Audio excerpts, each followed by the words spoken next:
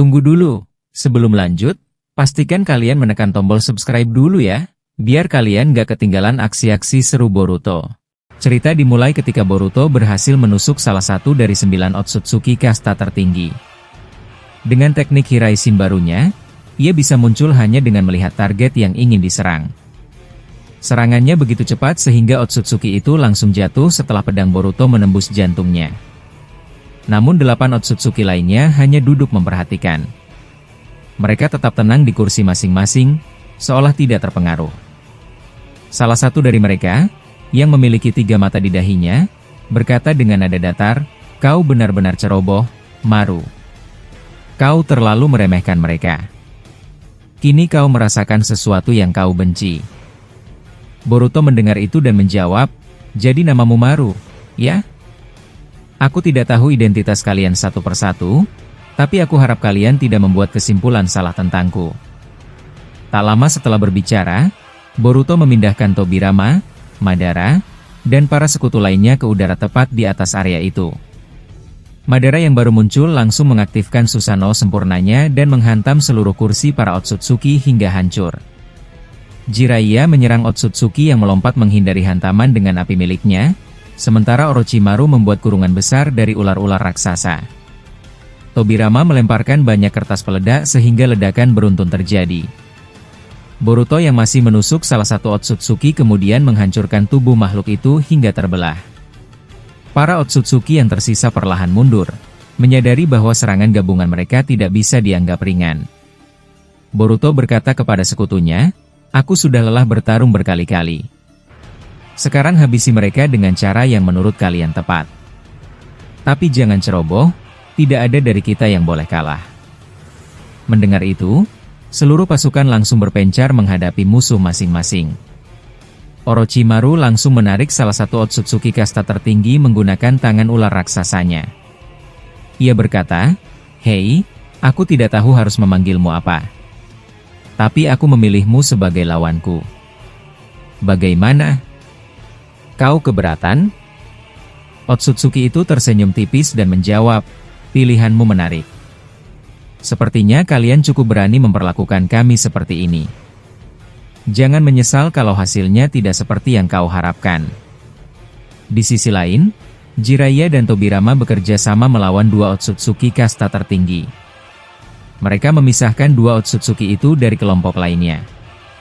Tidak banyak percakapan di antara mereka, namun keduanya langsung menyiapkan serangan gabungan. Tobirama memindahkan Jiraiya ke udara, dan di sana Jiraiya mulai menyiapkan minyak katak. Tobirama melemparkan kertas peledak ke arah sasaran, sehingga minyak dan api membentuk pusaran besar yang langsung menghantam Otsutsuki itu. Madara seorang diri menghadapi 2 Otsutsuki lain. Tanpa berbicara panjang, ia menumbuhkan hutan besar dengan Jukaikan untuk memisahkan musuh-musuhnya, dan pertarungan besar meledak di berbagai arah. Sementara itu, Boruto berhadapan dengan Otsutsuki bermata 3 bersama 2 lainnya. Otsutsuki bermata 3 itu berkata, "Baiklah, aku mengerti. Kau ingin mengakhiri permainan ini lebih cepat, Boruto? Kau adalah orang pertama yang membuat kekacauan sebesar ini di tempat kami." Boruto menjawab, "Melawan 3 orang sekaligus memang terasa berat. Tapi aku tidak masalah. Aku berbeda dari pertemuan kita yang sebelumnya." Ia lalu menciptakan 2 bayangan Kage terkuatnya, lengkap dengan karma dan evolusi Jigen. Namun sebelum mereka bergerak, Otsutsuki bermata 3 memindahkan Boruto seorang diri kembali ke Konoha, memisahkannya dari semua sekutunya. Kurama segera berkata dari dalam tubuh Boruto, "Ini buruk. Mereka dengan sengaja memisahkanmu. Mereka ingin memastikan kau tidak ikut membantu Madara dan yang lainnya." Boruto menjawab, "Tidak apa-apa. Aku tahu mereka tidak akan kalah begitu saja meski aku tidak berada bersama mereka. Aku juga sudah memperkirakan hal seperti ini mungkin terjadi." Dia cukup cerdik karena membuatku jauh dari mereka. Otsutsuki bermata 3 mendengar percakapan itu dan berkata, "Tunggu dulu, Boruto. Aku belum selesai. Aku akan memberimu hadiah kecil karena kau sudah tahu terlalu banyak. Aku tidak yakin kau akan menyukainya." Setelah itu, Dua Otsutsuki lainnya berpencar ke arah selatan dan utara sambil melayang tinggi. Boruto melihat gerakan mereka dan bertanya, "Apa rencana kalian? Kau ingin melakukan hal bodoh lagi?" Otsutsuki itu membalas, "Tidak, Boruto. Justru sebaliknya. Aku ingin membuatmu merasakan sesuatu sebelum aku menjatuhkanmu dalam keputusasaan.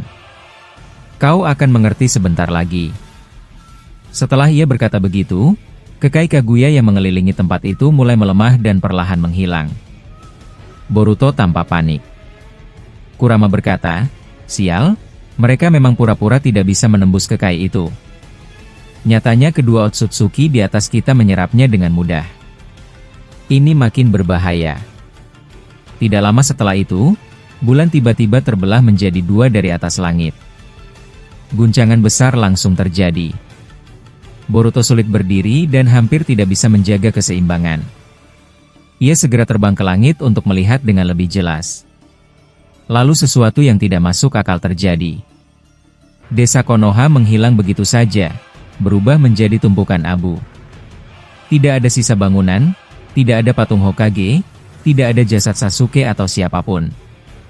Tanah Konoha kini menjadi lahan kosong tanpa jejak masa lalu. Boruto sangat terkejut dan tidak memahami apa yang baru saja terjadi.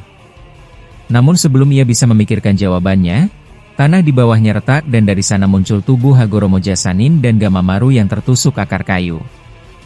Keduanya sudah mati. Boruto terkejut ketika melihat Haku Jassanin dan Gamamaru muncul dari bawah tanah dalam keadaan tertusuk akar kayu. Ia berkata dengan nada penuh kebingungan, "Tidak mungkin. Bagaimana mereka bisa tahu bahwa para petapa itu masih hidup? Bagaimana mereka menemukan mereka seperti ini?" Boruto lalu menatap Otsutsuki bermata tiga dan berteriak, "Hei!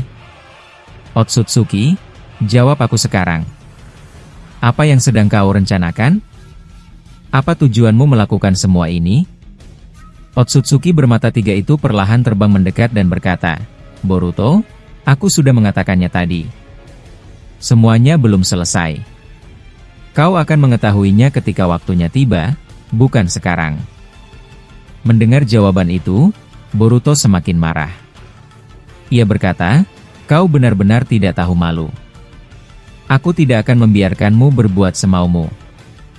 Tanpa menunggu lebih lama, Boruto langsung menggunakan Hiraishin dengan kemampuan tertingginya.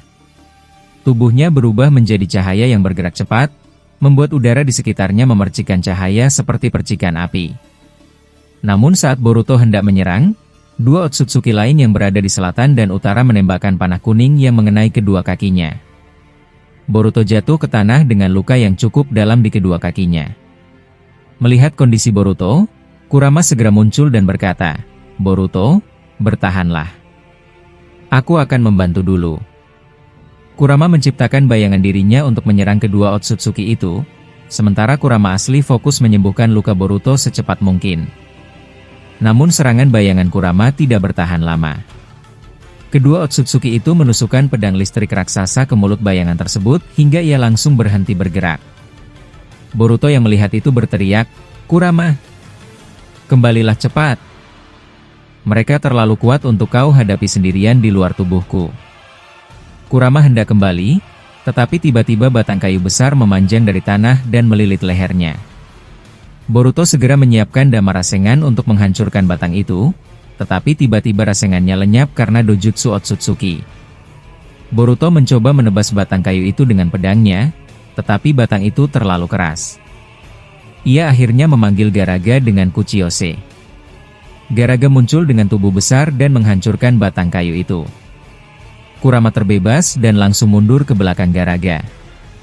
Boruto berdiri di atas kepala Garaga dan berkata, "Maaf, aku harus memanggilmu lagi. Tapi seperti yang kau lihat, aku dipisahkan oleh Otsutsuki itu dari yang lainnya. Aku bahkan tidak bisa memindahkan mereka kembali dengan Hiraishin." Garaga menjawab, "Aku sudah menduga sesuatu seperti ini akan terjadi. Musuhmu memang tidak menyenangkan. Ada 3 Otsutsuki. Apa kau yakin tidak ingin mundur dulu?" Boruto menggeleng dan berkata, "Aku tidak akan lari. Aku ingin mengakhiri semuanya sekarang. Tolong bantu aku." Kau dan Kurama hadapi dua Otsutsuki itu. Aku akan menghadapi yang bermata tiga. Garaga menatap Kurama lalu berkata, Kurama, suatu kehormatan bisa bekerja bersamamu. Aku tidak keberatan dengan rencana ini. Bagaimana denganmu? Kurama menjawab dengan nada kesal, hentikan bicara sok ramah itu. Aku butuh kau mengalihkan perhatian mereka. Aku akan mulai mengumpulkan energi alam untuk masuk ke mode terkuatku seperti dulu. Bisakah kau menahan mereka berdua sementara? Garaga menjawab, kau ini memang menyebalkan. Aku sudah bicara baik-baik, tapi kau masih saja bicara kasar. Baik, aku akan melakukannya. Boruto memotong perdebatan itu dan berkata, kalian berdua, jangan bertengkar. Tolong fokus pada rencana kita. Garaga, bantu Kurama seperti yang ia minta. Kita tidak punya waktu untuk saling marah. Garaga akhirnya menjawab, baiklah, Boruto. Karena kau yang meminta, aku akan menaatinya, bukan karena si rubah ini. Ia lalu melesat ke arah kedua Otsutsuki itu dan memuntahkan cairan putih ke arah mereka. Keduanya menghindar dengan cepat, tetapi Boruto menyentuh Kurama dan memindahkannya ke belakang musuh. Kurama mengeluarkan 9 ekornya untuk melilit kedua Otsutsuki itu dan menahan tubuh mereka. Garaga kembali memuntahkan cairan putihnya, membuat kedua Otsutsuki itu berubah menjadi batu. Kurama lalu meledakkan mereka dengan bijdama hingga tubuh mereka hancur. Sementara itu, Boruto berdiri berhadapan dengan Otsutsuki bermata tiga. Ia berkata, rekan-rekanmu sudah tidak ada. Apa kau masih punya teknik rahasia untuk menghidupkan mereka kembali? Otsutsuki itu tidak menjawab. Ia malah melempar besi raksasa ke arah Kurama dan Garaga. Boruto segera menggunakan jutsu angin besar untuk mengubah arah besi itu sehingga kembali terlempar ke arah Otsutsuki. Namun ia menghancurkannya dengan mudah dan mencoba menyerang lagi. Boruto menahan serangan itu dengan jutsu air sehingga Otsutsuki itu tenggelam. Boruto berkata, aku mulai bosan dengan cara bertarungmu. Aku sedang mencari cara untuk menyegelmu, karena aku tahu kau berbeda dari lainnya. Kau terlalu kuat untuk dihancurkan begitu saja. Otsutsuki itu menjawab, kau benar, Boruto. Tapi sayang sekali. Aku tidak akan membiarkanmu menang begitu mudah. Aku akan menyeretmu dalam mimpi buruk yang kau belum bayangkan. Seperti ketika aku mengubah desamu menjadi pasir. Setelah mengatakan itu, Otsutsuki bermata tiga mengangkat kedua tangannya dan berteriak keras ke langit. Boruto melihat tubuhnya bergetar dan berkata, ini tidak terlihat baik. Kurama, Garaga, cepat mendekat. Aku tidak tahu apa yang ingin ia lakukan, tapi aku punya firasat sangat buruk tentang ini. Garaga yang melihat keadaan langit tiba-tiba berubah langsung berkata pada Boruto dengan suara cemas, Boruto, ini tidak masuk akal. Apa yang kulihat ini benar? Bulan itu, perlahan turun ke arah kita. Jangan bilang dia benar-benar berniat menjatuhkan bulan ke bumi. Jika itu terjadi, semuanya akan hancur total. Hei Boruto, katakan sesuatu. Apa yang harus kita lakukan sekarang? Kita tidak bisa hanya diam saja. Boruto tidak menjawab panjang. Ia segera membuat lubang besar di tanah dan menarik semua orang untuk ikut masuk. Saat tubuh mereka jatuh ke bawah, Garaga berteriak panik, Boruto, jelaskan padaku. Kenapa kau membuat kita jatuh begini? Apa kau yakin ini cara yang benar? Aku merasa kita makin masuk ke bahaya. Kurama segera menegur Garaga, diam sebentar, ular keras kepala. Jangan ribut terus. Ikuti saja apa yang Boruto lakukan. Situasi di atas sudah sangat kacau. Bulan itu tinggal sedikit lagi akan menyentuh bumi. Boruto berusaha menyelamatkan kita dari dampak setelahnya. Bahkan aku baru pertama kali melihat ada seseorang yang bisa menggerakkan bulan dengan jutsu. Boruto menjelaskan sambil terus menggali lebih dalam, keadaan sudah sangat buruk. Aku tidak pernah membayangkan dia bisa membelah bulan menjadi dua. Tapi sekarang dia malah mencoba menjatuhkannya ke bumi. Ini ancaman yang tidak pernah kuprediksi. Apalagi dia sudah menemukan Hakuja dan Gamamaru, yang berarti mereka sudah tidak punya peluang hidup. Dunia benar-benar berada di ujung kehancuran. Jadi, tolong, ikuti aku. Aku akan membuat kita turun lebih dalam supaya kita bisa selamat dari benturan pertama. Boruto kemudian menerangi ruang bawah tanah itu dengan cahaya dari jutsunya, lalu menciptakan ruang Jikan di titik paling dalam. Setelah membuka portal itu, ia mendorong Garaga dan Kurama masuk. Sementara itu, Boruto memanggil kembali kata kecilnya untuk melihat apa yang terjadi di permukaan ketika bulan mulai menghantam bumi. Setelah memastikan waktunya tepat, Boruto masuk ke dalam dimensi itu dan menutup akses tanah, sehingga keberadaan mereka tidak terdeteksi oleh Otsutsuki. Ketika sudah berada di dalam dimensinya, Boruto bergumam, "Aku harap kata itu masih hidup. Aku butuh mengetahui apa yang terjadi di luar sana." Semua ini benar-benar tidak masuk akal, aku bahkan tidak menduga dia bisa sampai menjatuhkan bulan. Apa yang dipikirkan manusia seperti itu? Kurama menjawab dengan suara berat, "Jika bulan benar-benar menghantam bumi, maka dunia akan hancur total. Tapi Boruto, kupikir kita perlu ke bulan. Aku pernah pergi ke sana bersama ayahmu, bertemu Toneri. Jika kau mau, kau bisa menggunakan Hiraishin milikmu. Aku sudah menandai tempat itu dulu." Boruto mengangguk pelan sambil menjawab, "Aku juga sudah menandai bulan, tapi kali ini situasinya berbeda. Bulan itu sebentar lagi akan jatuh. Aku sedang mencoba memikirkan bagaimana menghentikannya. Tapi bahkan dengan kekuatanku sekarang, aku ragu bisa mendorong atau memperbaikinya. Jujur saja, ini membuatku benar-benar tertekan." Di tengah kebingungan itu, kata kecil Boruto melaporkan kalau bulan sudah semakin dekat dan sebentar lagi akan menghantam bumi. Itu berarti kehancuran besar tidak bisa dihindari lagi. Boruto berpikir keras mencari solusi, memaksakan pikirannya hingga ia menggertakkan giginya sendiri. Namun saat ia akhirnya mengumpulkan tekad untuk menyelamatkan bumi, sesuatu yang aneh terjadi pada tubuhnya. Tanpa ia sadari, sebuah mata muncul di dahinya, sebuah jigan dalam bentuk paling tinggi. Bentuknya jauh berbeda dari jigan biasanya. Bahkan dua tanduk di kepalanya melingkar tanpa ia niatkan.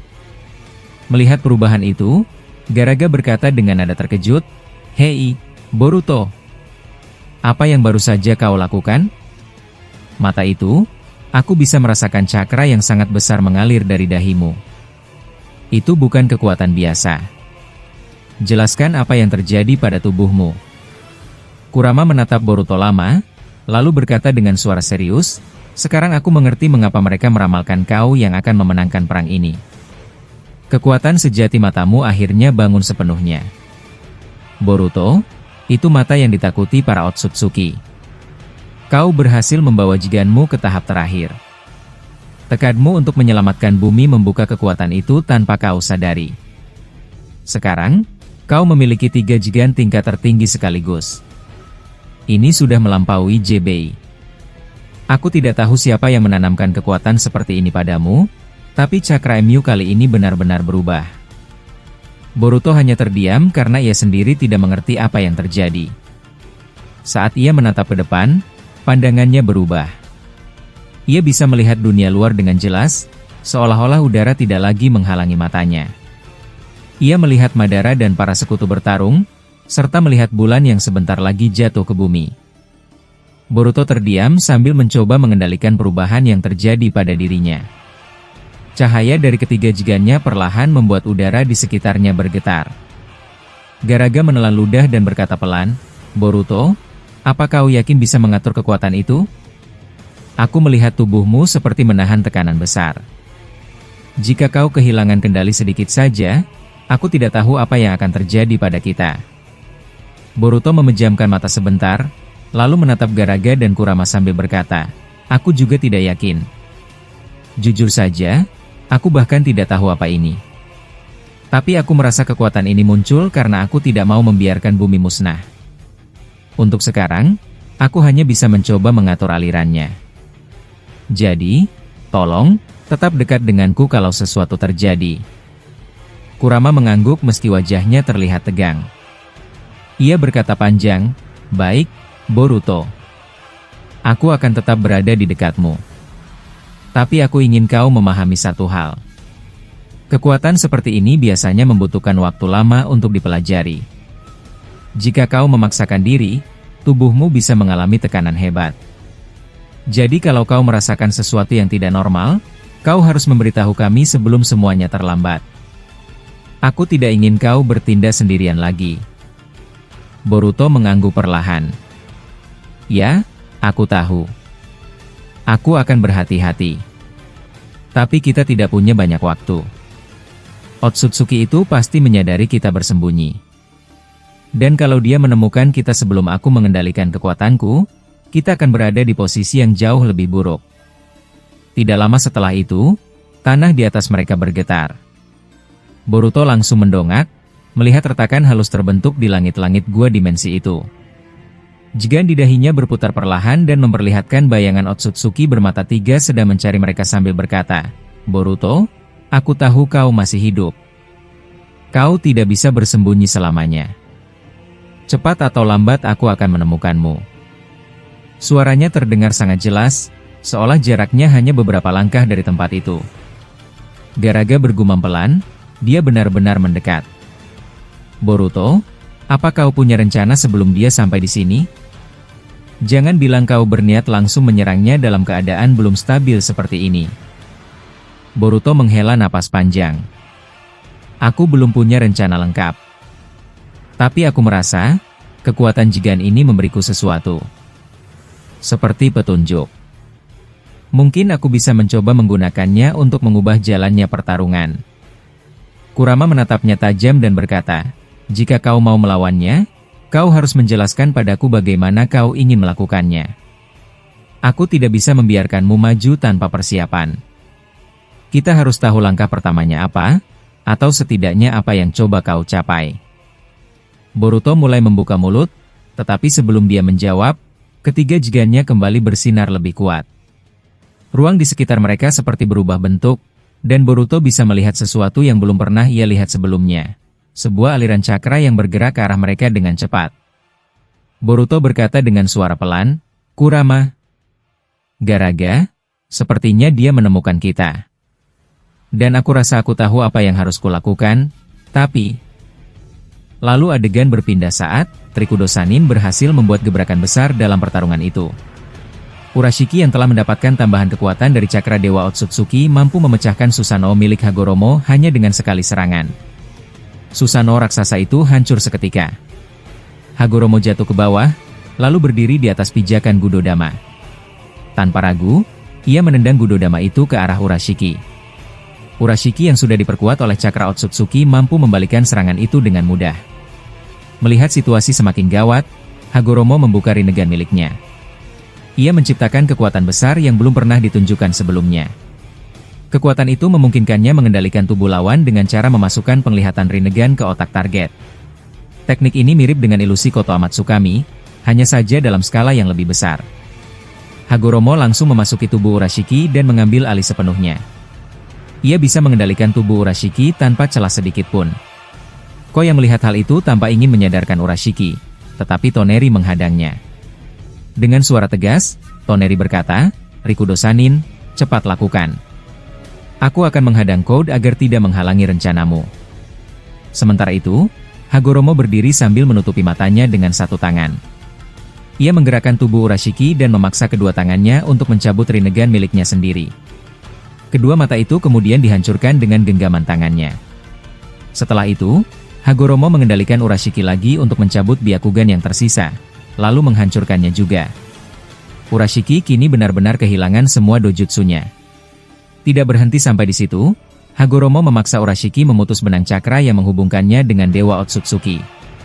Setelah ikatan itu terputus, Hagoromo kembali menggerakkan tangan Urashiki untuk mengeluarkan Tomogoroshi no Haikotsu, sebuah tulang mematikan. Ia mengarahkan senjata itu ke tubuh Urashiki sendiri. Tubuh Urashiki pun terkena serangan itu hingga mulai meleleh dan hampir mati. Code yang sedang bertarung dengan Toneri melihat kejadian itu. Ia menangis dan berteriak, tidak menyangka rekannya bisa dikalahkan dengan cara seperti itu. Code yang sangat menghormati klan Otsutsuki jelas tidak terima. Ia berusaha mendekat ke jasad Urashiki yang mulai berubah menjadi abu, tetapi Toneri terus menghalanginya. Setelah memastikan Urashiki benar-benar hancur, Hagoromo melepaskan pengendaliannya. Kesadarannya keluar dari tubuh Urashiki dan kembali ke tubuh aslinya. Ia membuka mata dan berkata, akhirnya dia mati juga. Aku tidak menyangka semuanya berakhir secepat ini. Urashiki sudah jatuh oleh Tomogoroshi no Haikotsu.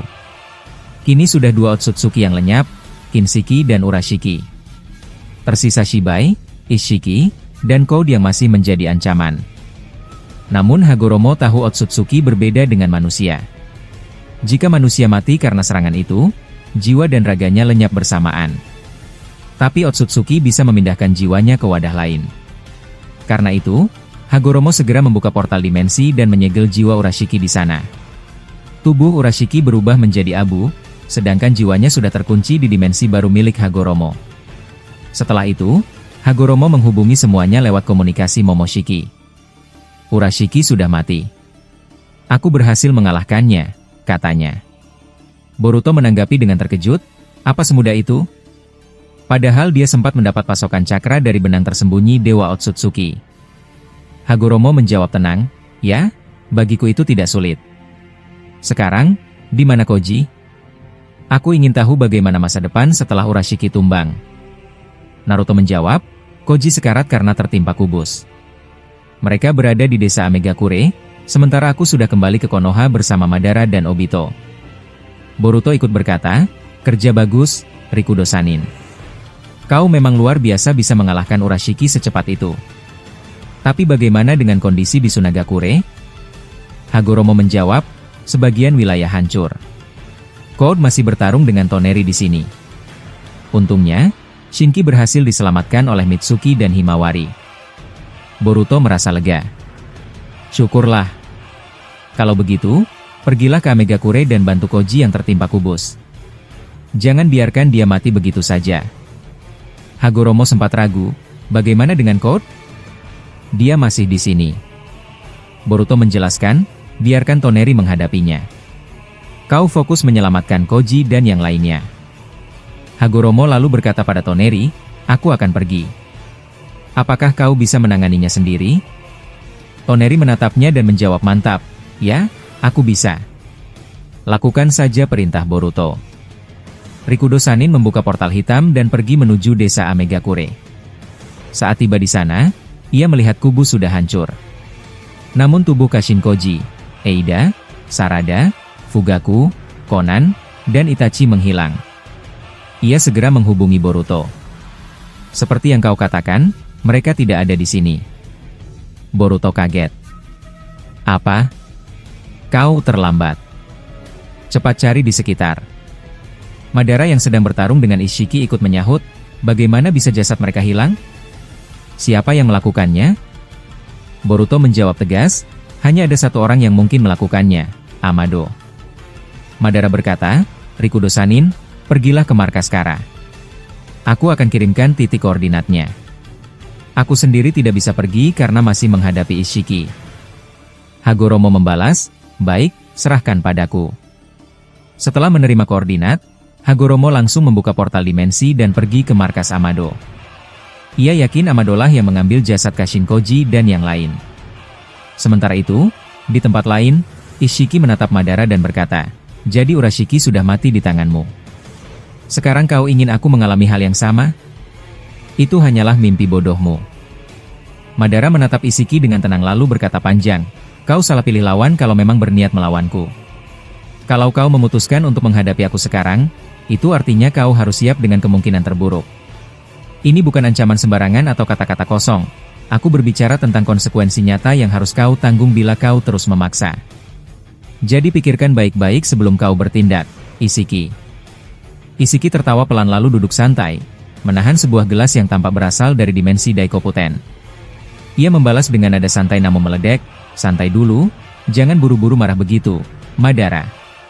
Mengapa kau harus terlalu tegang? Seolah-olah kau lapar dan siap menyerbu apapun yang bergerak. Tenangkan dirimu, jangan biarkan emosimu menguasai logika. Kita masih bisa bicara sebelum akhirnya adu fisik. Madara membalas singkat, jelas, dan dingin, banyak sekali omong kosongmu. Aku tidak suka main-main dengan ucapan yang berlebihan. Jadi hentikan itu dan tunjukkan tujuanmu dengan tindakan yang nyata. Saat mereka berdebat, tiba-tiba suara Boruto dan Sasuke masuk ke dalam pikiran Madara lewat komunikasi jarak jauh. Sasuke memberi perintah tegas, "Madara, cepat saja kalahkan Ishiki." Leluhur Momoshiki sudah berada dalam lintasan portal dimensi dan sedang menuju ke sini. Kita tidak punya banyak waktu untuk berdebat panjang. Boruto menambahkan, suaranya terlihat khawatir, "Aku tidak tahu seberapa kuat leluhur Momoshiki sebenarnya, tapi dari sini aku bisa merasakan aura yang sangat berat dan kuat menekan pikiranku. Cakra dan wibawanya sampai memengaruhi perasaanku. Ini bukan perkara kecil, dan kehadirannya terasa mengerikan bagi siapapun yang sensitif terhadap cakra. Kita harus hati-hati." Madara lalu bertanya pada Sasuke, "Kalau aku berhasil mengalahkan Ishiki, peran apa yang kau inginkan aku lakukan selanjutnya?" Sasuke menjelaskan panjang lebar rencananya. Kalau Ishiki kalah, segera seret Shibai ke bulan agar pertarungan melawan Shibai dan Dewa Otsutsuki bisa terjadi di dimensi lain bersama leluhur Momoshiki. Ia menjelaskan alasan strategisnya dengan rinci. Jika pertempuran itu terjadi di bumi atau di bulan, kehancuran area akan sangat besar dan berisiko memusnahkan kehidupan. Oleh sebab itu pertarungan harus dipindahkan ke dimensi lain supaya kita bisa bertarung tanpa menahan kekuatan penuh. Sasuke menegaskan bahwa tujuannya adalah bekerja sama dengan leluhur Momoshiki untuk mengalahkan Shibai dan Dewa Otsutsuki. Lalu negosiasi damai setelah itu agar klan Otsutsuki bisa hidup berdampingan dengan manusia. Bahkan meminta imbalan agar leluhur Momoshiki membantu mengembalikan nyawa manusia yang tewas. Ia memaparkan semuanya dengan harapan dan alasan yang logis, agar semua pihak bisa mendapatkan keuntungan dan dunia bisa pulih setelah konflik. Madara mendengar rencana itu lalu menanggapi dengan nada hati-hati namun tegas. Ia mengatakan bahwa ide Sasuke terasa berbahaya dan terlalu naif. Madara mengingatkan bahwa bekerja sama untuk saat ini mungkin berguna, tetapi tidak menutup kemungkinan leluhur Momoshiki berubah sikap setelah musuh utama lenyap.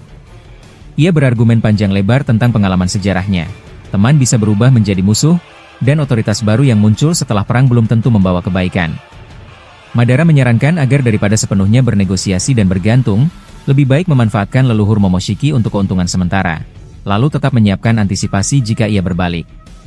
Ia menekankan pentingnya kewaspadaan, persiapan, dan strategi yang tidak hanya mengandalkan kata-kata manis. Perdebatan itu membuat kedua Uchiha mempertahankan pandangan masing-masing dengan ego dan pengalaman masing-masing. Sasuke, yang biasanya kokoh pada prinsipnya, akhirnya menurunkan sedikit egonya setelah pendapat Madara dijelaskan panjang lebar. Ia mengatakan, "Baiklah, Madara, sekali ini aku akan turuti idemu. Meski instingku berbeda, aku akan mengalah demi rencana yang lebih besar." Madara mengiyakan dengan tegas namun tetap waspada. Namun percakapan mereka tiba-tiba terganggu oleh suara lain. Momoshiki masuk ke dalam komunikasi pikiran mereka tanpa permisi. Momoshiki berbicara langsung dan menyatakan bahwa ia tidak seperti yang dicurigai Sasuke dan Madara. Ia mengatakan bahwa tuduhan ketidakpercayaan itu tidak adil, dan ia menegaskan bahwa ia baik serta tidak akan bertindak seperti masa lalu. Madara kaget dan heran karena selama ini ia mengira telah menutup komunikasi tersebut dengan Rinnegan agar pembicaraan mereka aman. Momoshiki menertawakan keyakinan Madara dan menjelaskan bahwa komunikasi itu diciptakan oleh dirinya sendiri menggunakan Shinjutsu. Karena itu, siapapun yang menjadi pemiliknya bisa mendengar dan memasuki komunikasi itu walau berjarak jauh. Ia menegaskan bahwa tidak ada sistem yang absolut, bahkan hal yang tampak paling kuat sekalipun punya kelemahan. Madara menjawab panjang tentang karakternya. Ia menerima bahwa Momoshiki mungkin sekarang beritikat baik, tetapi pengalamannya mengajarkan agar selalu berhati-hati. Ia meminta agar rencana dijalankan dengan kecermatan, dan menegaskan bahwa jika Momoshiki membantu, mereka harus memanfaatkan situasi tetapi tetap mempersiapkan segala kemungkinan buruk. Momoshiki lalu memerintahkan agar Ishiki segera dihentikan karena leluhurnya sudah mendekat. Madara mendengar itu dan kemudian bertanya kepada Momoshiki dengan nada serius dan langsung, "Kalau begitu, apa kau tahu apa kelemahan Ishiki sehingga aku bisa mengeksploitasinya dan membuatnya lebih mudah untuk dikalahkan?" Momoshiki menjelaskan dengan tenang dan jelas, Ishiki pada dasarnya adalah Otsutsuki yang sangat ahli dalam bela diri fisik. Tenaga dan kekuatan tubuhnya berada di atas rata-rata Otsutsuki lainnya. Cara dia menendang atau memukul bukan sekadar keras, tetapi menghasilkan daya yang sangat besar. Dia bahkan mampu memberikan tendangan yang bisa menghancurkan batu setengah bulan hanya dengan satu kaki. Karena fisiknya yang sangat kuat, Ishiki termasuk tipe Otsutsuki inti yang tubuhnya kekar seperti Shibai. Berbeda dengan Kaguya yang lebih mengandalkan manipulasi cakra dan dojutsu, Kaguya tidak begitu ahli dalam pertarungan jarak dekat karena tubuhnya relatif lemah. Jadi, Madara, aku tidak menyarankan kau menghadapi Ishiki dengan taijutsu murni. Jika kau memaksakan pertarungan fisik, kemungkinan besar kau akan tertekan. Isiki sangat lincah dalam taijutsu. Ia dapat bergerak cepat, memperkecil tubuhnya saat melesat, dan memunculkan pukulan dari arah yang tidak terduga. Bahkan Susanoo pun bukan pilihan yang aman, karena bagi Isiki menendang Susanoo dengan satu kaki akan mudah baginya. Jutsu elemen seperti katon atau teknik lain juga tidak efektif, sebab Isiki memiliki kemampuan untuk mengecilkan atau mengurangi efeknya menggunakan Sukuna Hikona. Kelemahan Isiki memang ada, tetapi sangat sulit diketahui oleh kebanyakan Otsutsuki.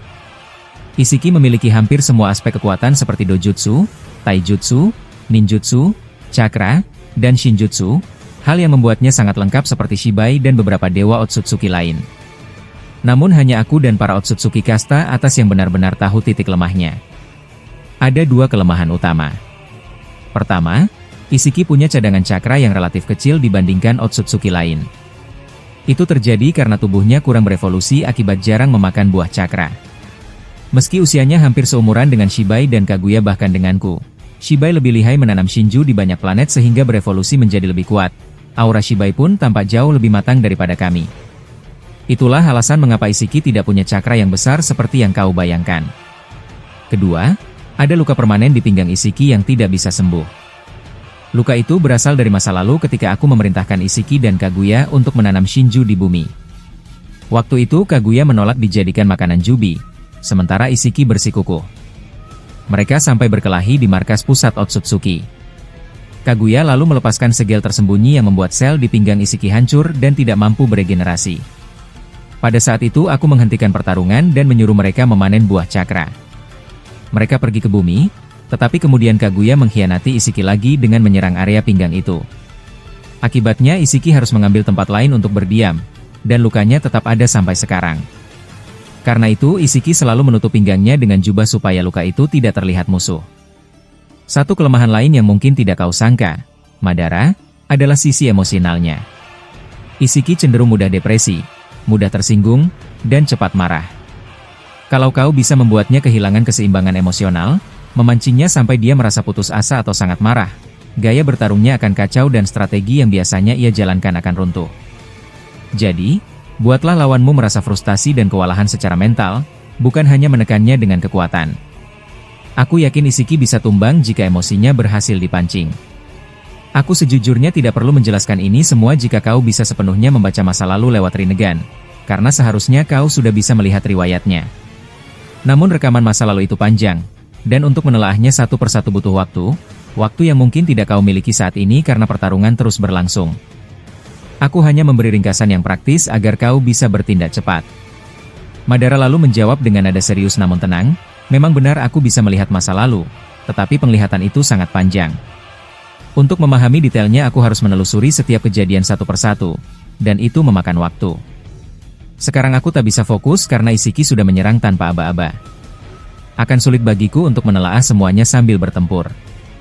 Aku butuh jeda singkat, tetapi itu tidak mungkin. Adegan berpindah ke markas Kara. Di ruangan luas itu terlihat tabung-tabung besar berisi jasad Kashinkoji, Eida, Konan, Fugaku, dan Itachi dalam keadaan tidak sadar, masing-masing terendam cairan hijau yang mengingatkan pada getah pohon Shinju. Amado mengeluarkan jasad Eida dari salah satu tabung dan meletakkannya sambil memeriksa dojutsunya. Ia memerintahkan, Sumire, ambilkan sel Shibai dan sel Dewa Otsutsuki yang masih tersimpan di ruangan Jigen. Kita akan pakai bahan itu sekarang. Sumire berjalan menyusuri lorong menuju ruangan Jigen dengan pikiran yang bergejolak. Di dalam hatinya ia bergumam rencana yang bertentangan. Ia marah pada tindakan Amado yang terlalu jauh dan berjanji pada dirinya sendiri akan mengkhianati Amado saat ada kesempatan. Ia bertekad tetap berada di dekat Amado untuk mencari celah melawan rencananya, dan pada akhirnya kembali berpihak pada dunia shinobi. Sumire menandai beberapa lokasi di ruang penyimpanan untuk melihat sel-sel Otsutsuki yang belum dipakai. Sementara itu Amado menunggu dengan sabar, mulai menunjukkan tanda tidak sabar. Sumire lama sekali, kemana dia? Aku menunggu. Eida masih belum sadar. Tiba-tiba akar pohon dewa yang ditanam Amado di markas mulai membesar, menembus atap dan menonjol keluar. Amado berlari melihat kondisi itu dan menemukan Sumire yang tubuhnya berubah. Muncul nue besar dan tubuhnya memunculkan segel Gezotenou sehingga membuka portal dimensi. Amado terkejut dan bahagia sekaligus, ini sesuai dengan rencananya. Ia mengatakan, Ternyata memang ada hubungan tubuhmu dengan Otsutsuki. Ini bagus untuk rencana kita. Sekarang aku hanya perlu menghubungi Dewa Otsutsuki dan Shibai untuk negosiasi. Ini pasti menguntungkan. Ucapannya masih samar maksudnya, tetapi jelas ia melihat hubungan besar antara Sumire, leluhur Otsutsuki, dan rencana yang lebih besar. Saat Amado bersiap, punggung Sumire mengeluarkan segel aneh yang mengikatnya ke pohon Shinju. Sumire berkata kebingungan, "Apa ini?" "Aku hanya ingin menghancurkan pohon Shinju agar rencanamu gagal, Amado. Namun kenapa aku malah terasa seperti kerasukan oleh cakra pohon itu?" Sebelum Amado sempat bertindak lebih jauh, sebuah biju dama meledak menembus atap markas, sang Rikudo Sanin tiba. Ia meledakkan biju dama, menundukkan ancaman itu, lalu menyelamatkan Sumire dari portal yang terbuka. Amado menatap Rikudo Sanin dengan marah dan terkejut, "Dari mana kau tahu koordinat markas ini?" "Aku sudah mengubah semua titik lokasi." "Apa jangan-jangan Madara yang memberitahumu?" Rinnegan Dewa Otsutsuki pada Madara sangat mengganggu. Rikudo Sanin berdiri tegap dan menatap Amado, lalu menuntut penjelasan dengan nada tegas, "Apa yang kau lakukan di sini, Amado? Apa tujuanmu sebenarnya? Apa hubungannya dengan Shibai dan Dewa Otsutsuki? Jelaskan semuanya secara rinci sekarang, atau aku akan mengambil tindakan. Kau paham bagaimana hidupku, jadi jangan coba-coba." Lalu adegan berpindah saat Boruto tergeletak tak berdaya setelah mengerahkan kekuatan terbesarnya, Rikudo Chibaku Tensei. Teknik itu terbukti sangat ampuh untuk melawan Shiai dan Otsutsuki tertinggi. Dengan kekuatan itu, Boruto berhasil menyegel mereka. Namun, harga yang harus ia bayar sangat mahal. Umurnya terpotong secara drastis setelah menggunakan teknik tersebut. Di sisi lain, Kawaki mendekat dengan wajah tanpa ekspresi. Ia membawa mayat Sarada dan yang lainnya, lalu meletakkannya di dekat Boruto yang sudah tak bisa bergerak. Tatapannya dingin, dan niatnya jelas, ia hendak mengakhiri hidup Boruto di hadapan sahabat-sahabatnya yang telah ia lenyapkan. Namun, di dalam alam bawah sadarnya, Boruto sedang berbicara serius dengan Hagoromo Otsutsuki, Rikudo Sennin. Wajah Hagoromo tampak penuh kebijaksanaan saat ia menatap Boruto. "Boruto, kau telah melakukan tugas yang besar," kata Hagoromo dengan nada tenang. "Namun, ada satu tugas terakhir yang harus kau lakukan jika kau ingin dunia tetap aman untuk waktu yang lama." Boruto menghela napas.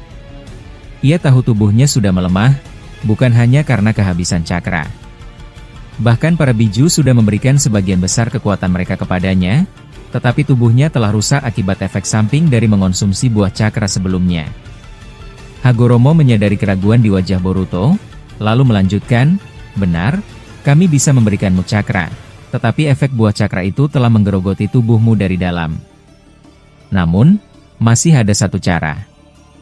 Aku bisa memberimu sesuatu yang berasal dari kekuatan leluhurmu, yaitu kekuatan reinkarnasi sejati dari klan Uzumaki." Boruto mengangkat kepalanya. "Reinkarnasi klan Uzumaki? Apa maksudmu, kakek Rikudo?" Hagoromo mengulurkan tangannya dan menampilkan sebuah gulungan atau simbol jutsu dengan lambang klan Uzumaki. Kurama, yang juga berada di sana, langsung bereaksi. "Rencana yang bijak, kakek tua," seru Kurama. Secara garis keturunan, bocah ini memang berasal dari klan Uzumaki, sama seperti Naruto. Jika kita melakukan ini, dia bukan hanya akan kembali seperti semula, tetapi mungkin menjadi lebih kuat. Boruto menatap gulungan itu dengan bingung. "Tunggu, maksud kalian, ini bisa menyembuhkan tubuhku yang hancur karena buah cakra?" Hagoromo mengangguk. "Ya, kekuatan sejati klan Uzumaki bukan hanya tentang ketahanan hidup, tetapi juga regenerasi yang luar biasa. Jika ini berhasil, kau tidak hanya akan sembuh, tetapi juga mendapatkan kekuatan baru." Tanpa membuang waktu, Hagoromo mulai melakukan sesuatu pada tubuh Boruto. Cakra biru menyelimuti tubuhnya, dan tiba-tiba, sesuatu yang luar biasa terjadi. Dari belakang Boruto, muncul bayangan orang-orang yang tidak ia kenal.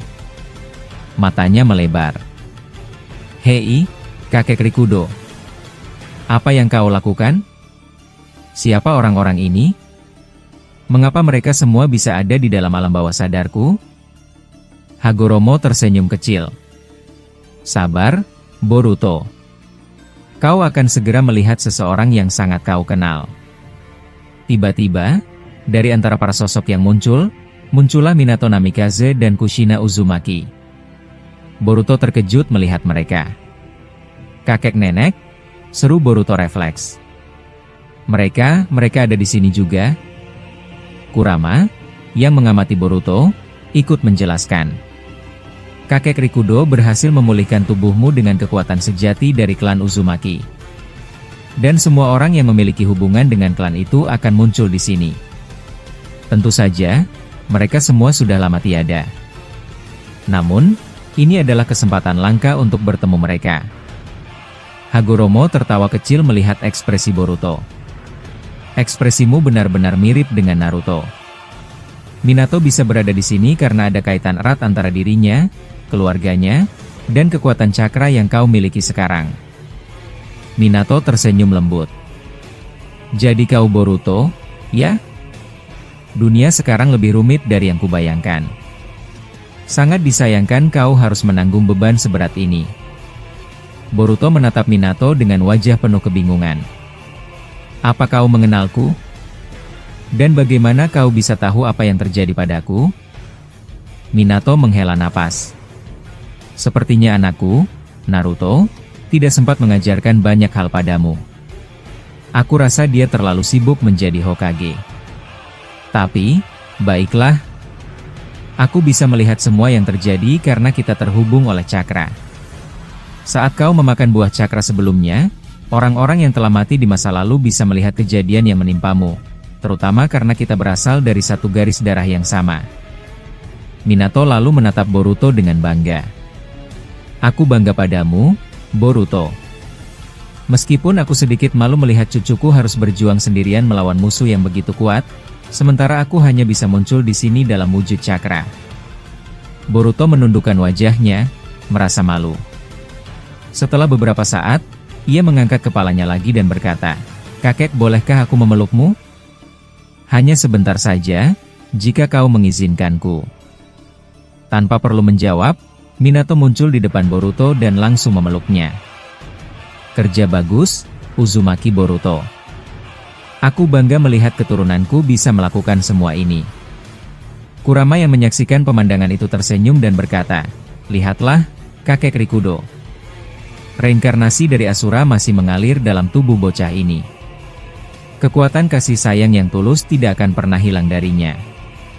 Kushina pun ikut berbicara, "Boruto, mungkin pertemuan ini sangat singkat, tapi entah mengapa aku merasa sangat bahagia bisa melihat wajahmu.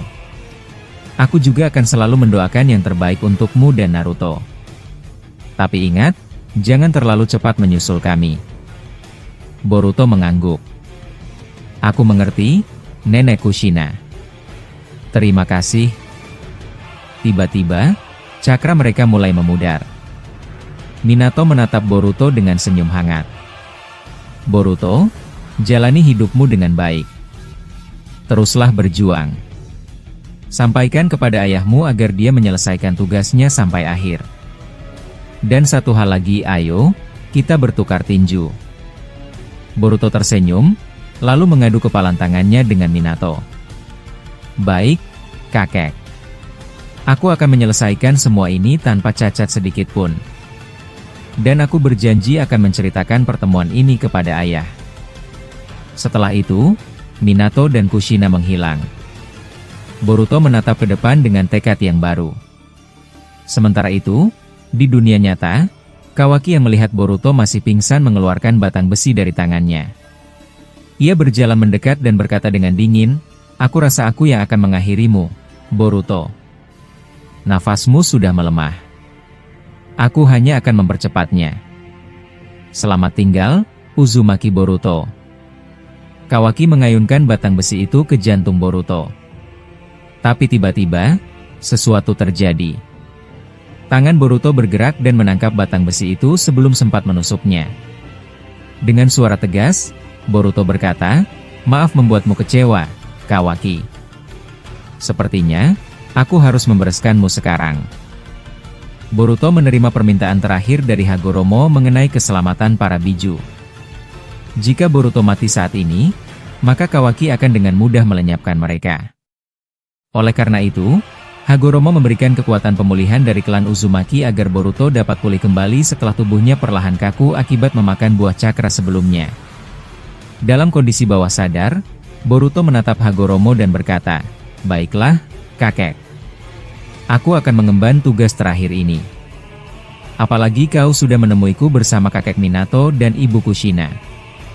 Itu adalah sesuatu yang tak ternilai bagiku. Bisa merasakan momen seperti tadi. Aku sungguh bersyukur. Kalau begitu, aku sudah menyiapkan tekadku. Kembalikan kesadaranku di dunia nyata, aku akan melakukan tugas akhir ini." Saat itu, Boruto masih terbaring pingsan. Kawaki melihat keadaan Boruto yang tak bergerak dan berpikir bahwa ini adalah kesempatan emas untuk menghabisinya. Tanpa ragu, ia mengangkat batang besinya dan mengarahkannya langsung ke jantung Boruto. Dengan kecepatan tinggi, ia mengayunkannya ke arah tubuh Boruto.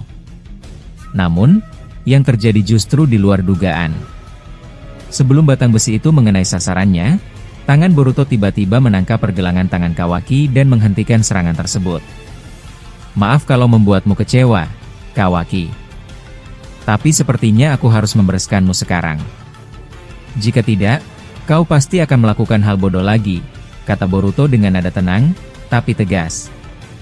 Mata Kawaki membelalak kaget, tetapi sebelum ia bisa bereaksi lebih lanjut, Boruto segera mengumpulkan cakra di tangannya dan menciptakan rasengan.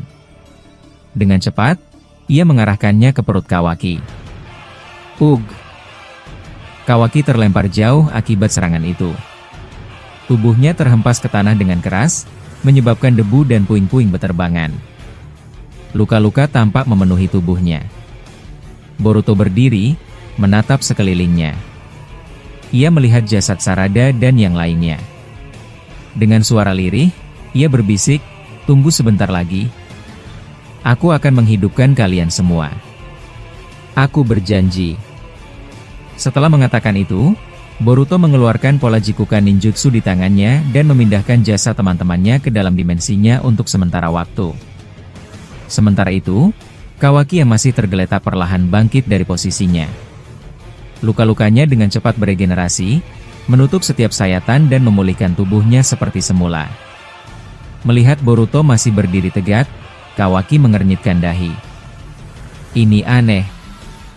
Aku yakin detak jantungnya melemah saat tadi pingsan. Tapi kenapa sekarang dia bisa bangkit dan bahkan melakukan serangan mendadak padaku?" Boruto yang mendengar ucapan Kawaki tidak memberikan jawaban. Sebaliknya, ia langsung melangkah menuju para biju yang berada di belakangnya. Kawaki menyipitkan mata. "Jadi begitu. Pasti para biju yang menyelamatkanmu dari kematian. Jika memang begitu, aku akan melenyapkan mereka semua agar tidak ada lagi yang bisa menyelamatkanmu." Kawaki melompat tinggi ke udara, lalu dengan cepat menciptakan kubus-kubus raksasa yang melesat menuju para biju dengan kecepatan tinggi. "Sangat disayangkan, tapi takdir kalian memang harus berakhir di tanganku.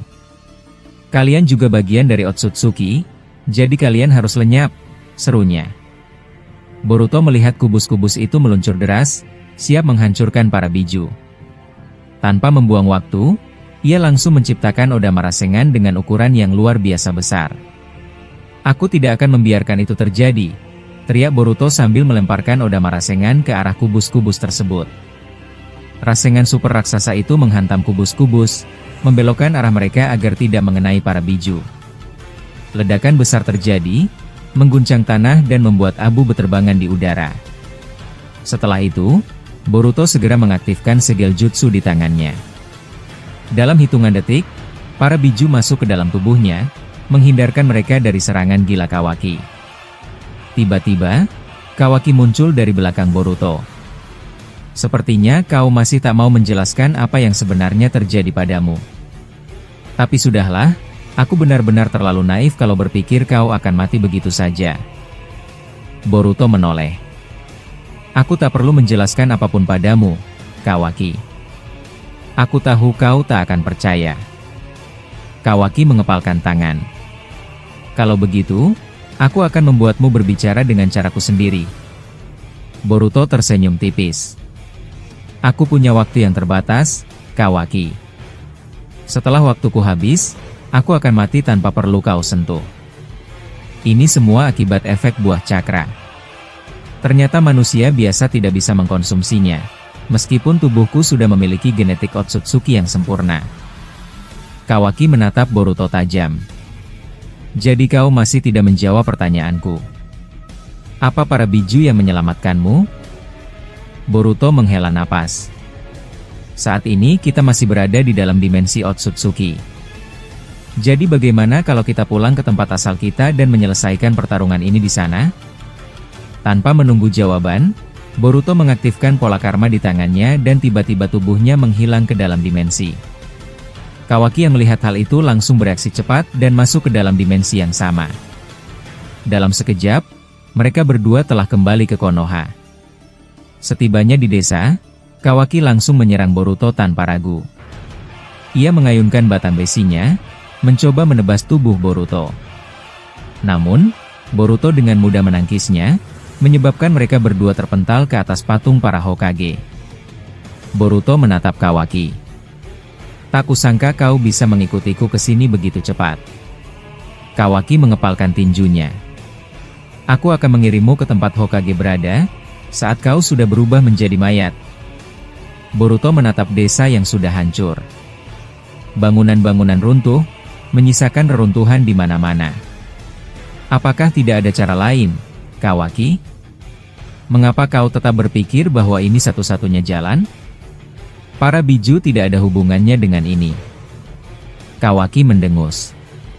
Berapa kali pun aku menjelaskannya, hasilnya tetap sama. Aku akan melenyapkan semua cakra yang ada. Jika cakra hilang, manusia tidak akan bisa saling menyakiti menggunakan kekuatan yang bukan milik mereka. Mereka hanya bisa bertarung dengan tangan kosong. Boruto terdiam, mengingat perkataan Minato sebelumnya. Kau tahu jawabanku, kan? Aku tidak akan membiarkanmu, Kawaki. Saat aku hampir mati, aku bertemu orang-orang berharga yang memberikanku kekuatan. Semua itu terjadi karena hubungan cakra kami. Aku tidak akan tinggal diam melihatmu menghancurkan segalanya. Kawaki mendengus dan menjatuhkan kubus raksasa ke arah Boruto. Dengan cepat, Boruto menghilang dari tempatnya dan muncul di samping kubus itu. Ia menendangnya dengan kuat ke arah Kawaki. Kawaki terkena serangan itu dan terhempas. Ia mengecilkan kubus tersebut dan berkata, "Tak mungkin." Dia menendangnya hanya dengan kaki biasa. Boruto tersenyum kecil. Apa kau hanya bisa mengeluarkan kubus jelek itu? Kawaki kembali bersiap menyerang, tetapi Boruto sudah lebih dulu melancarkan serangan berikutnya. Ia menciptakan golem tanah yang langsung menangkap kaki Kawaki di udara, sebelum menendangnya dengan keras hingga Kawaki terpental ke bawah, muntah darah akibat serangan itu. Di tengah ketegangan, Shibai dengan mudah menghidupkan kembali Kashinkoji, yang sebelumnya sudah mati. Tidak hanya itu, Shibai juga mengakses dimensi Daikokuten milik Kawaki. Karena tubuh Kawaki mengandung sel milik Shibai, dia dengan mudah menarik jasad Sasuke yang disembunyikan Kawaki dan meletakkannya di depan Boruto. Dengan nada santai, Shibai berkata, "Lihat, Boruto. Aku sudah mengeluarkan jasad orang yang sangat kau hargai ini. Tapi seperti yang bisa kau lihat sendiri, tubuhnya sudah hancur karena perbuatan Kawaki. Tapi kau tidak perlu khawatir. Aku bisa menghidupkannya kembali, seperti aku menghidupkan yang satu ini." Boruto terkejut melihat tubuh Sasuke ada di hadapannya. Ia merasa seolah tidak percaya dengan apa yang ia lihat. Sejenak ia merasa semua ini hanyalah mimpi. Melihat Boruto yang masih terdiam, Shibai kembali bicara. "Hei, anak manusia. Bagaimana? Apakah kau setuju dengan tawaranku? Cepat jawab. Aku ingin permainan ini berlanjut." Kawaki yang sejak tadi mendengar semua ucapan Shibai langsung menjawab dengan kesal. "Dasar monster. Kau benar-benar menyulitkanku." Tanpa banyak bicara lagi, Kawaki langsung bergerak cepat. Ia muncul di belakang Shibai dan mencoba menebasnya dengan tangan sains ninja miliknya. Namun, Shibai dengan mudah menendang perut Kawaki hingga tubuhnya terpental cukup jauh. Shibai kemudian berkata santai, "Kau ini hanya pengganggu. Lebih baik diam di sana saja sebelum kepalamu benar-benar terpisah dari tubuhmu." Boruto yang masih menatap jasad Sasuke serta Kashin Koji yang hidup kembali berkata, "Aku masih tidak percaya ini nyata. Tapi, Shibai, kau belum menghidupkan guruku. Kalau kau bisa menghidupkannya sekarang, aku akan mempertimbangkan permintaanmu." Mendengar jawaban itu, Shibai menjawab, Iya. Baiklah, anak manusia. Kalau itu maumu, aku akan mengikutinya dulu. Lagi pula, aku tahu ada banyak jasad lain yang disembunyikan Kawaki di dimensinya. Tidak lama setelah itu, Sasuke perlahan membuka mata dan mulai bangkit. Melihat hal itu, Boruto berkata, "Ini luar biasa. Aku tidak menyangka benar-benar ada kemampuan seperti ini. Baiklah, kalau begitu, aku akan menyerahkan kepala Kawaki untukmu." Namun, tiba-tiba Kawaki muncul di samping Boruto dan berbisik pelan. "Boruto, coba perhatikan baik-baik. Lihat mata mereka berdua. Ada sesuatu yang aneh. Sepertinya mereka memang hidup kembali, tapi aura mereka terasa berbeda." Boruto mulai menyadari apa yang dikatakan Kawaki. Ia segera bersiap menggunakan Hiraishin no Jutsu untuk membawa Kashin Koji dan Sasuke pergi dari situasi berbahaya itu. Namun sebelum sempat bergerak lebih jauh, Shibai sudah muncul di depan mereka dan langsung menendang Boruto serta Kawaki hingga terpental. Shibai tertawa kecil dan berkata, "Sepertinya kau melanggar kesepakatan, Boruto. Aku sudah memenuhi permintaanmu, tapi kau malah mencoba membawa mereka pergi dengan jurus seperti itu. Tapi tidak apa-apa, aku punya ide lain yang lebih seru." Setelah itu, Shibai muncul di belakang Sasuke dan Kashin Koji. Melihat itu, Boruto bertanya pelan kepada Kawaki, "Apa yang sebenarnya ingin dia lakukan pada mereka berdua? Aku merasa ada yang tidak beres." Kawaki menjawab, "Aku juga merasa tidak nyaman. Sepertinya ada sesuatu yang buruk akan terjadi." Shibai lalu memegang bahu Sasuke dan Kashin Koji. Ia membawa mereka ke atas lalu berkata, "Lihat baik-baik, kalian berdua. Aku sedang menyiapkan sesuatu yang menarik. Mungkin daripada aku membunuh mereka lagi, aku coba sesuatu yang lebih menyenangkan." Tanpa diduga, Kashin Koji bergerak menuju Boruto dan Kawaki. Ia mengeluarkan jurus elemen tanah dan membelah tanah di sekitar mereka. Tanah itu berubah menjadi lumpur keras yang mengikat tubuh Boruto dan Kawaki. Tak lama, Sasuke dari kejauhan mengeluarkan Susanoo miliknya dan membentuk panah Amaterasu, lalu membidikan panah itu ke arah Boruto dan Kawaki. Melihat semua itu, Boruto berkata, "Ini buruk. Sepertinya Shibai benar-benar mengendalikan mereka untuk melawan kita." Kawaki menjawab, "Sial. Lumpur ini menyerap cakraku. Aku tidak bisa mengecilkan tubuhku seperti biasa." Sasuke pun menembakkan dua panah Amaterasu ke arah mereka. Boruto segera menarik Kawaki pergi menggunakan Hiraishin untuk menghindari serangan itu. Mereka berdua lalu bersembunyi di tengah hutan, mencoba menjaga jarak dari Shibai. Saat suasana mulai tenang, Kawaki berkata pelan, "Aku tahu ini mungkin terdengar aneh, tapi aku harus berterima kasih padamu kali ini.